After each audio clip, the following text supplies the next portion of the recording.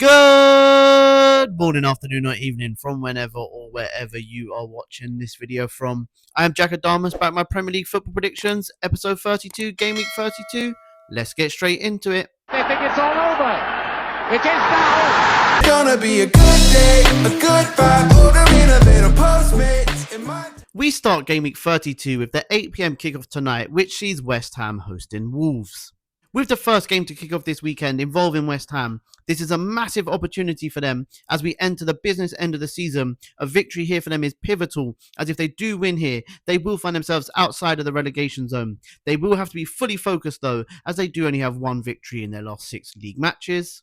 Wolves, who still have faith of surviving themselves, can move to 10 points from safety here with a victory, which is remarkable really when you think just a few months back they was only on single digits in the points column, and they did look like they was going to finish with the lowest points tally in Premier League history. And with none of the last 16 head-to-heads between these two sides ending in a draw, West Ham have won their last 5 league home matches, but Wolves have already beaten West Ham twice this season. This game could go either way, but I do believe that West Ham will want it more, and I can see them winning here and moving outside of the relegation zone with a 2-0 victory.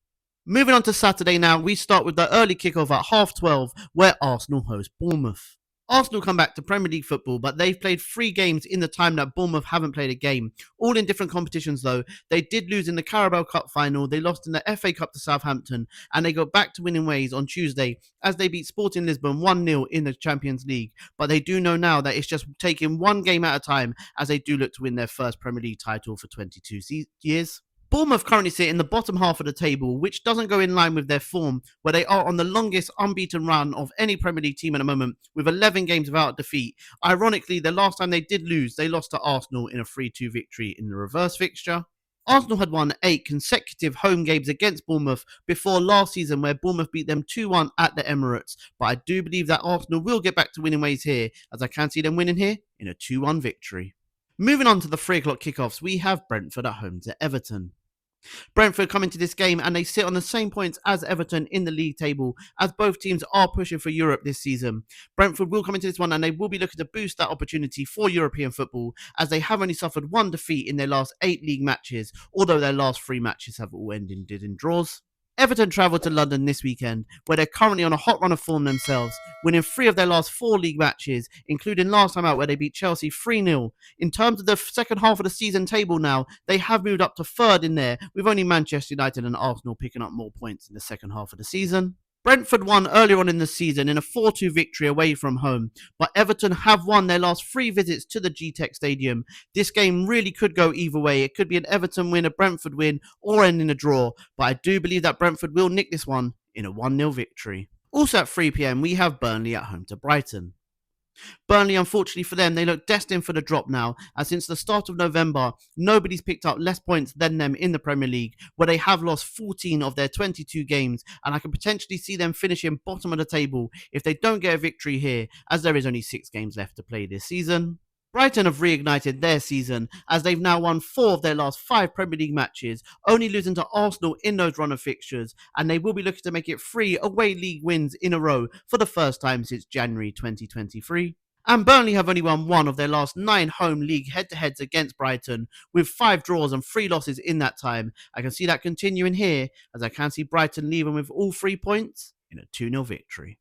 Moving on to the 5:30 kickoff on Saturday, we travel to Anfield, where Liverpool are at home to Fulham. Liverpool's disastrous season keeps getting worse, as they lost in the Champions League on Wednesday when they lost 2-0 to PSG. It now looks like they're going to end this season empty-handed, and it looks like they're going to have to be fully focused on finishing on those top 5 places in the Premier League to secure Champions League football again next season. One positive for them though, they do travel back to Anfield here, where they have only suffered 1 defeat in their last 13 league home matches. Fulham currently sit 5 points behind Liverpool in the league table, so if they do get a victory here, they can even start dreaming about getting Champions League football themselves this season, and they have only lost 1 of their last 5 league matches. They are also on a run of 3 games away from home where they haven't lost, so they will be confident that they can leave here with all 3 points.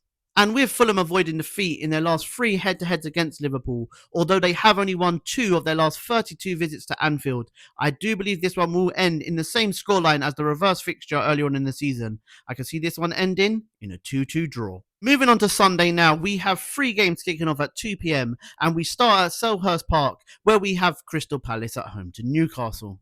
Crystal Palace have pulled away from the relegation scrap in recent weeks, where they've picked up 7 points out of a possible 12 in their last 4 matches. And in that run of form as well, they've won twice in the Conference League, including yesterday, where they won 3-0 at home to Fiorentina. So they've all but booked a place in the semi-final of the Conference League on top of that. Newcastle need a victory here to keep their European aspirations alive, as they currently sit 4 points behind 7th in the table, and they will be looking to put that derby defeat to Sunderland straight behind them and get back to winning ways in this one. And with Newcastle losing only 1 of the last 10 head-to-heads between these two sides, they will be confident that they can leave here with all 3 points, which I believe they will do in a hard-fought 1-0 victory. Next up, we have Nottingham Forest at home to Aston Villa. 2 teams here that played yesterday in the Europa League. We start with Nottingham Forest, who drew 1-1 in Portugal against Porto. They did in their last league match though, they did beat Spurs 3-0 to move themselves away from the drop zone, and they will be looking to continue that and move even further away from the relegation zone coming into this one. Villa come into this one, they got a big win yesterday as they won 3-1 away to Bologna, with Ollie Watkins scoring a brace in that game. He's now scored 3 goals in his last 2 matches, and Aston Villa as a whole have won their last 3 games in all competitions by scoring 7 goals and only conceding 1 in reply. And Villa will be looking to complete their first Premier League double over Forest for the first time since the 1992-1993 season. I don't think that will be the case though. I think both teams will have to settle for a point here, as I can see this one ending in a 1-1 draw. Next up, we have Sunderland at home to Tottenham.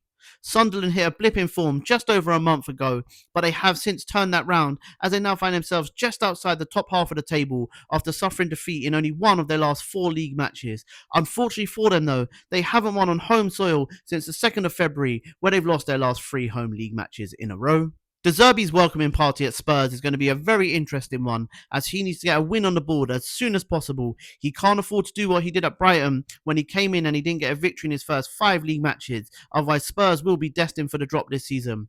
One positive for him and Spurs though, they have picked up 20 of their 30 points on the road this season. And Sunderland haven't beaten Tottenham since April 2010, a run of 15 games without a victory, but I do believe they will get the victory this time round. I reckon they'll grit it out in a hard-fought 1-0 victory.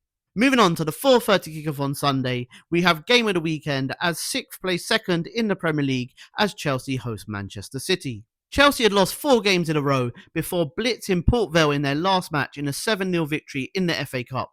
Unfortunately for them though, this is going to be a completely different battle and a much harder battle in front of them this weekend, as they do look to secure that 5th place position and finish in the Champions League spot so they can play Champions League football next season.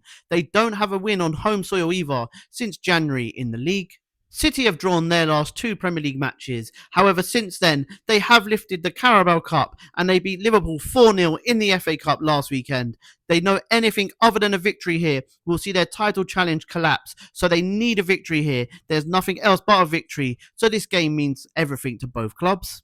But with Man City winning 4 of their last 5 visits to Stamford Bridge, I think it'll be 5 out of 6 come full time, as I can see them winning here in a 3-1 victory.